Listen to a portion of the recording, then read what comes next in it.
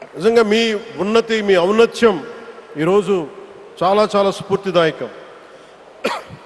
భారతదేశం మీ అందరికీ కూడా, ప్రజలందరికీ కూడా, ఆంధ్రప్రదేశ్ ప్రజలందరికీ కూడా, దేశ ప్రజలందరికీ కూడా ఒక నాయకుడి కష్టాన్ని మనం వెంటనే గుర్తించలేం. ఆయన ఎంత తపన పడుతున్నారు. ఒక కుటుంబాన్ని నడపడం ఎంత కష్టపడుతున్నాం.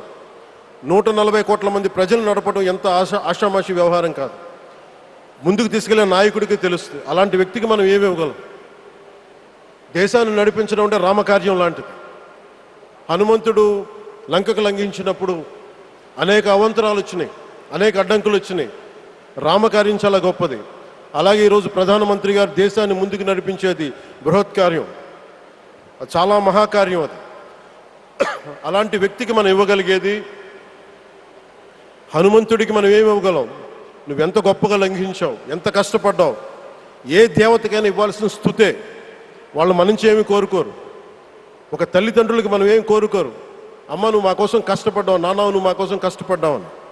అలాగే ఈ దేశ ప్రధానికి, సెలవు తీసుకోకుండా పనిచేస్తున్న ఈ దేశ ప్రధానికి మనం ఇవ్వగలిగేది, మీరు మా కోసం ఎంత కష్టపడ్డారు, మీరు మా కోసం నిరంతరం ఎంత శ్రమ తీసుకున్నారని చెప్పడమే మనందరి కర్తవ్యం.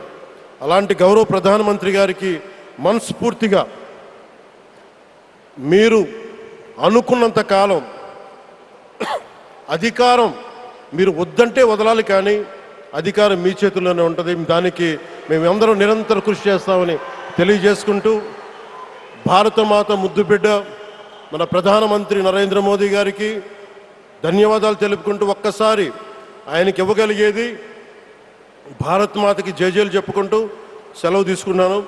భారత్ మాతాకి, గౌరవ ప్రధానమంత్రి గారికి మరోమారు ధన్యవాదాలు తెలుపుకుంటూ, మీ ఆశీస్సులు మా అందరికీ కావాలి, రాష్ట్రానికి కావాలని తెలియజేసుకుని సెలవు తీసుకున్నాను.